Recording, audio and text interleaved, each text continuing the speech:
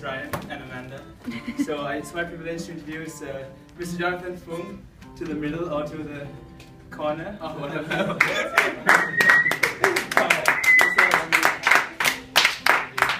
Yeah, remind me every time to speak, every time before I speak to get Randy to introduce me. No, yeah, it's just great. Let me sit. Empower share. Alright, take a seat, guys. Yeah.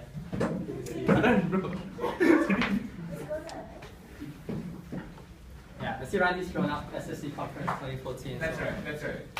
So I don't know what that means, but yeah, hopefully, yeah, I can live up to the expectation of speaking at the conference. Of course, man, you have the experience. But yeah, I guess before we start, just quick shout out to Ken, who's not here with us today because he's in Bali. In Malaysia. But yeah, just thanks Ken. You know, if you're watching this on video later. Yeah, just thanks Ken for all your support, for all that you've done for us this year. To everyone watching on the YouTube video later, thanks for watching.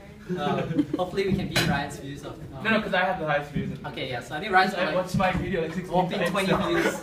20 views already. I had 16 because I watched it 15 and Randy's got like 16 or 17. But anyways, yeah, that's not important. So yeah, I guess the title of my message is called Looking at Him. Alright, so we've got like the capital H. So I'm not referring to like Randy or Ryan. H as in him as in God, right? So I think this message is something that I've really been able to relate to throughout this year for myself, and I really hope that this encourages you guys as well as it has for me. So I guess just to start, what does looking at Him mean? And to me, you know, this passage came up when I was preparing for this message, Matthew 6:25 to 34. So as per SFC tradition, I'm gonna get someone to read out this passage. Can I get? I'll read it. You read? Alright, I'll read it. Therefore I tell you, do not worry about your life, what you will eat or drink, or about your body, what you will wear. Is not life more than food, and the body more than clothes? Look at the birds of the air. They do not sow or reap or store away in barns, and yet your heavenly Father feeds them. Are you not much more valuable than they? Can any one of you, by worrying, add a single hour to your life? And why do you worry about your clothes? See how the flowers of the field grow. They do not labor or spin. Yet I tell you that not even Solomon in all his splendor was dressed like one of these. If that is how God clothes the grass of the field, which is here today and tomorrow is thrown into the fire, will he not much more clothe you, you of little faith? So do not worry, saying, what shall we eat, or what shall we drink, or what shall we wear? For the pagans run around after all these things, and your heavenly Father knows that you need them. But seek first his kingdom and his righteousness, and all these things will be given to you as well. Therefore do not worry about tomorrow, for tomorrow will worry about itself. Each day has enough trouble of its own. Sure. Alright, thanks a lot, Amanda. So yeah, I think like this passage did really speak out to me. It talked about how, you know, Jesus was describing, you know, the birds of the air, you know, the grass, like, you know, God provides for all these things, you know, and, you know, we are God's creation, we are God's children, so how much more will God provide for us? And in verse 32 it says, you know, like how we may worry about the things of the world, and I guess just to put it in today's context, you know, it might be, you know, looking for a job, you know, what am I going to be doing in my future, am I able to provide for my family, stuff like this. But, you know, God says, no, you know, in verse 33, seek first his kingdom and his righteousness, right? Because actually God is saying, put him first, make him the center of your lives. He's not saying, you know, seek him after you've got your life sorted out, you know, or when everything is going good. He's saying, you know, where we're at right now in our circumstances, to seek him and to look at him. So I guess that's what it really means, to look at him. Because when we look to him, we're acknowledging that we don't have all the answers, acknowledging that we can't do life by ourselves, and acknowledging that we need him in our lives. So looking at God basically means that we are letting him take over our situation, our predicaments, and our worries. So I guess that's what looking at him means. Who is this message addressed to? That's a good question that you asked. But yeah, I've kind of like grouped it into two different categories, and hopefully you guys all fall under one of these two categories.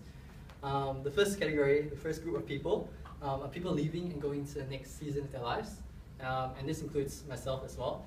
Because yeah, even though we don't necessarily know what is coming up ahead of us, and we don't know where we're headed, that we should look to him, right? Because he knows.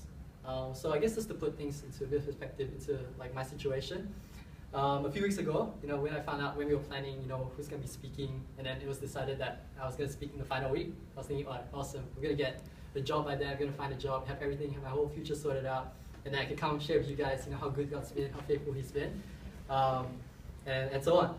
But yeah, I guess fast forward today, and I can tell you guys that I have, not yet been able to find a job, and I don't really know what's in store for me after I graduate, which is in 2 months' time.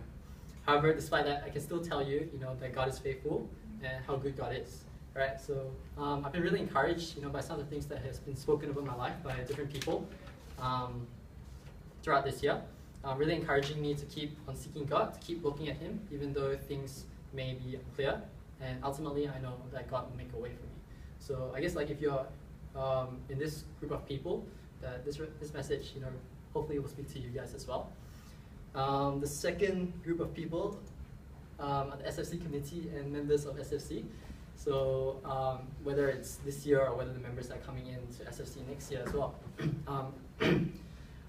If you ask any of the former committees, so myself, Ryan, or Randy, what it was like, to be in the SFC committee, how we managed at the start, we will tell you that half the time we didn't really know what was going on.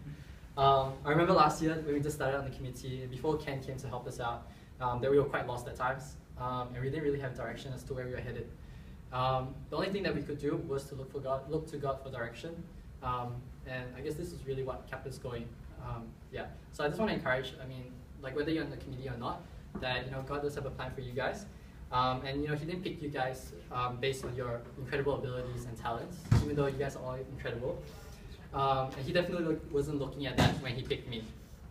God's looking for people that will look to Him when things are going good, but most importantly, when things are not going good, that you won't rely on your own strength, but that you'll continue to seek first His kingdom and His righteousness. Yes. Because the more that you look to Him, the more He will work in your life. So yeah, I hope that you guys fall under one of these two categories. Yep. So yeah, I guess we covered who this message is addressed to and what it means to look at Him, but why do we need to look at Him? Right, so that's important. So I guess the first reason, and probably one of the biggest reasons why we need to look at God, is because we're in a relationship with God, and we need to if you want to be in a relationship with God. Over my 20 years of life experience, I have not seen a single relationship that's just involved one party. Relationships involve two parties, looking at one another, acknowledging each other, right? Whether it's husband or wife or just between friends. Relationships require both parties to acknowledge one another. Unless, of course, you're like Randy, where I think relationship is just between himself. That's another sermon. Next week. But yeah, anyways, relationships are a two-way thing, and whether we like it or not, God is already looking at us. It says in Jeremiah 1 verse 5, "Before I formed you in the womb, I knew you." And it goes in Romans 5:8 says, "But God demonstrates His own love for us in this: while we were still sinners, Christ died for us." So you have to understand, that we didn't choose God first, but God has already chosen us. So if relationships are a two-way thing, God is already trying to connect with us. God is already there. He's already, made the first step. It's just for us to look at Him. Alright, so that's the first reason. The second reason is because it aligns us with God's plan for us. Jeremiah 29:11 says, "For I know the plans I have for you, declares the Lord, plans to prosper you and not to harm you, plans to give you a hope and a future." Yep. And to me, that really speaks out to me, especially in the situation that I'm in, that, I don't know what's going to be happening in the future. And it's just reassuring to know that I don't have to plan my whole life ahead of me, because I can just look to God. Because I know that as I look to God, God, it will align me with God's plan for me. And God does have a plan for each and every one of us. So yeah, that's the second reason. And the final reason that I've got down here for why we need to look at God is because we can't do life without Him. It's pretty much as simple as that. We may try to find fulfillment and pleasure in the things of the world, but ultimately we will find those things don't last. It will be found wanting. Yep. Looking at God is saying that you're putting Him first in your life and allowing Him to be a part of your life, to be a part of your circumstance and situation. Quite simply, we can't do life without God. So yeah, those are three major reasons why I believe we need to look at God. So how do I look at God? So once again, another very good question. Thanks for asking.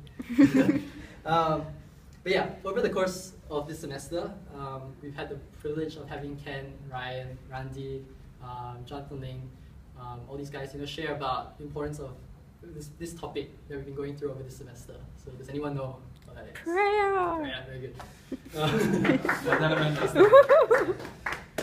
Yeah, exactly. So prayer, the importance of prayer. You know, whether like Ryan was talking about, praying in perspective. Is that right? Yes. Praying in perspective. I was watching a YouTube video yesterday. More videos. I'm glad my camera is of service. And Randy was talking about, taking that 15 minutes of our time, sitting in the chair, spent devoted to God. This whole semester we've been talking about prayer and how important that is. But yeah, because this is the essence of what it means to look at Him. Prayer is a way of connecting to the heart of God, because through prayer we are developing a relationship with God.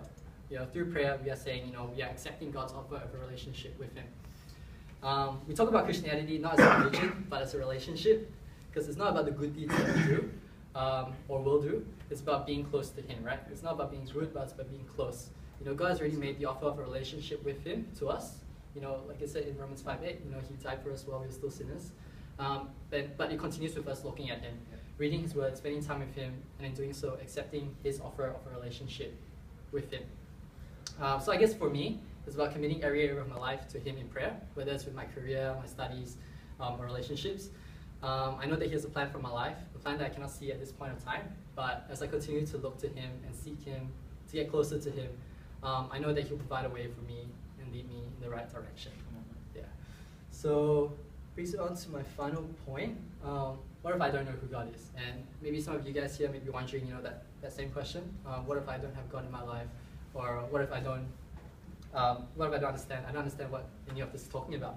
And this may be the first time you've heard of God, or you may have had bad experiences, and may want nothing to do with God. In which case, I thank you for coming today.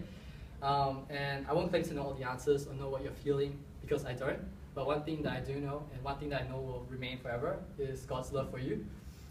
He's already looking at you where you're at in your life and in your situation, and He's longing for you to come and encounter Him for yourself and to discover His love for you. John 3:16, very famous verse says, for God so loved the world that He gave His one and only Son, that whoever believes in Him shall not perish, but have eternal life. So, and also going back to Romans 5:8, God demonstrates His own love for us in this. While we are still sinners, Christ died for us. So the offer is already there. The offer has been made to us. Not because of anything that we've done or ever will do, but of Christ's finished work on the cross. So yeah, if you would like to know more about who this Jesus is and would like to accept His offer of a relationship, please come talk to any one of the committee, be it myself, Amanda, Randy, Clement, Fernando, or Ryan. We can't accept Christ for you, but we can definitely guide and support you, even though through this process of accepting Jesus Christ into your life. And I can guarantee it's the best decision you ever make. Yes. And I guess just to conclude, and sharing a little bit more about my situation, I still don't really know what I'm going to be doing next year. However, I do know what I'm going to be doing for the rest of this year, which is to keep looking at Him, committing every area of my life to Him. That doesn't mean that I completely neglect on my studies or just don't try anymore, but just means that in all that I do, be it in my studies or my job applications, I can look at Him in the midst of all these and commit to the Lord every area of my life and know that He has a plan for my life. So yeah, I guess just to end, while I was preparing this message, I had this phrase come up to my mind, and I'm not sure if I heard it said in a sermon or whether it's something I read before. Hey, John. Yeah, go ahead. But yeah, pretty much goes like this. If I do my best for God, God will do the rest for me. So I'll just repeat that again so you guys get it. If I do my best for God, God will do the rest for me. Yes. So yeah, hopefully this message will speak to you in some way. And enjoy the rest of the pizza. Come on, man.